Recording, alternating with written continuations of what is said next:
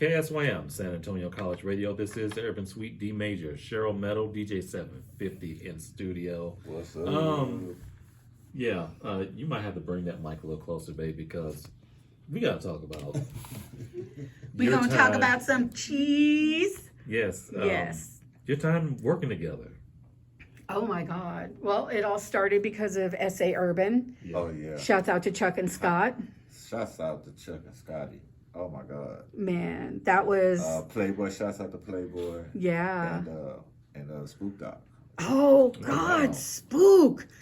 What I haven't thought about him in freaking 15 years. Is he still with us? Is he? Yeah, he's, as far as I know. Okay. He's still doing music in Atlanta from what Oh I my understand. God. And Nine Miller. Shout out to Oh Nine Miller. wow. Dr. Nine Miller. He is now a minister of music. Word. What? Yes. What?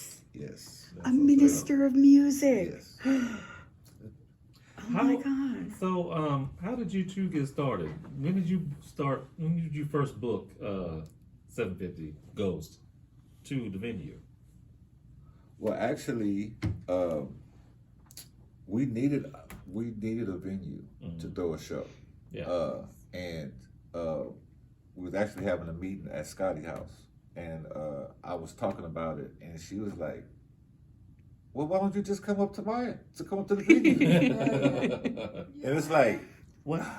Because you can't just ask Cheryl that. You have to be invited. Yeah. You know what I'm saying? Because the venue, first of all, at that time was an upper scale club. Yeah. You know what I'm saying? Like regular people, you don't just go up there. You have to be invited. So, It was an event yeah, it was an center. event center. Everything was pretty much state of the art. Look, it was so modern and. Just Oh, tight. dude, that Had- place was oh, so man. dope. The window, the little thing in the wall. Yeah, that we was tight. had this crow's nest window that if you climbed up the ladder, you could go sit at a table way up in the crow's nest and just overlook the entire venue. It was Yeah. ridiculous.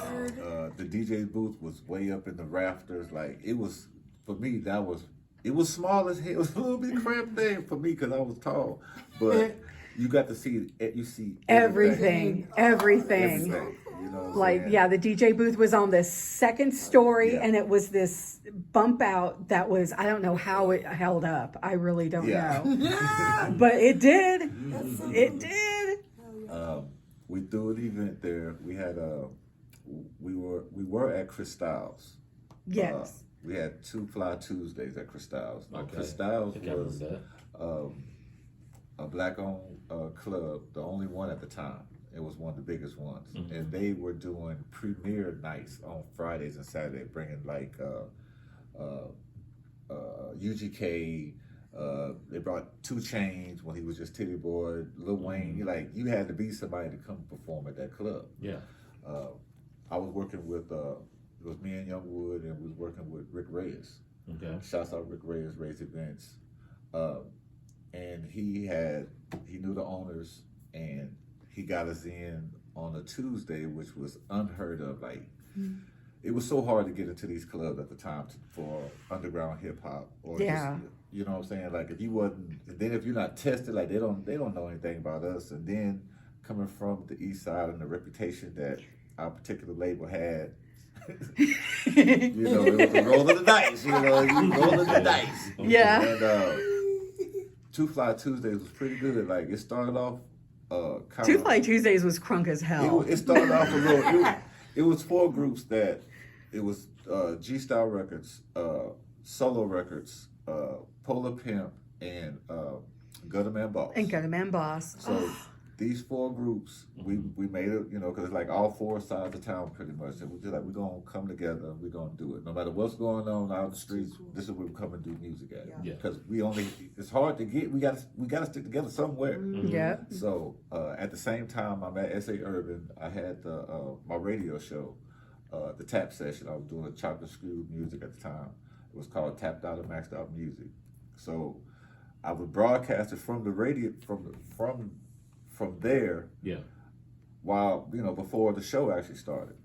Well, something happened and we got the Tuesday pretty much taken from us, and I had a big show. Like we had people come from out of town. It was big, and when Cheryl said that, I was just like, oh my God, thank you. Yes. And we went into that place, and it was one of the most amazing events that I personally put together, because Cheryl made everything like just ready for us, and she just to have her come, like, a lot of people didn't know who Cheryl was, so they heard of her, they read her stuff every day in the paper and stuff, but they never saw her. So when you see Cheryl for the first time, especially back then, she was just so loving and welcome and awesome. come on in, what do you need? You know what I'm saying? Who are you? You know, okay, boom, boom, boom. And did you meet such and such? And it was just so warm. Yep. And I gained so much respect from everybody by being with her and being able to be in the venue, because people were coming in and people was nervous performing on the stage, because you know, don't get me wrong, because the other club was a big stage, you know. It was huge. Yeah, Cristal's had Cristal's a beautiful had, stage. you know, $1 million sound system and everything, but the venue was like you're on Broadway or something. You know what I'm saying? Yeah. Like it was just so unique and tight and intimate. Yeah. But it was still big at the same time. So we had people reserving VIP sections, and it was just, Cheryl made all these little special things come, and then her friends and her staff was just, everything was just on point. And then after that, I'm like, well, you know, whenever you need me, whatever you need me, I'm your dude. Don't worry about it. And then I came back. She brought me back to do a couple of shows, and then we did the BBW, the Envy thing, and that was fun. That was fun. That was fun. What was that? We was out there on Fredericksburg. What was that club? Oh, what was that place called? With the upstairs. It had a glass ceiling, like it was glass floor. It was floor as well. Okay.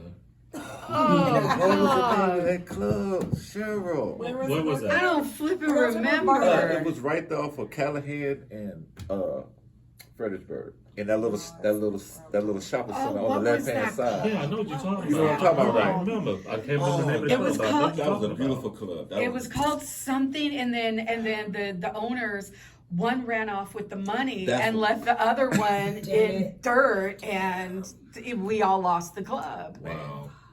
Wow. Who all we brought there? We had Tum Tum. It was all of the hot new artists coming out of Dallas at the time. Mm-hmm. They was coming through. Wow. They was showing up. It was the parties. Yeah, it was parties. And what I loved about the venue is Juan Gotti used to come to the venue all the time, but you wouldn't know it. Yeah. And my security staff were all ex-Marines. Right. So they would surround him, walk him up to one of the upstairs VIP areas. Yeah. He would be the only one up there. And when I would see one of my gals bring a bottle up there, I knew he was there. And that was the only time you knew he was there. And you had to know. If you didn't know, you didn't know. Yeah. Because that was roped off, and nobody could go up there but him. Super cool. We're going to get into some music, and then we're going to get into music flicks. Okay. All right? Yes. Stay tuned. We got brand new music from Kofi Bean, plus Guillaume Cash, and the latest from John Black. Don't go anywhere, y'all. This is the Urban Suite, KSYM, San Antonio College Radio.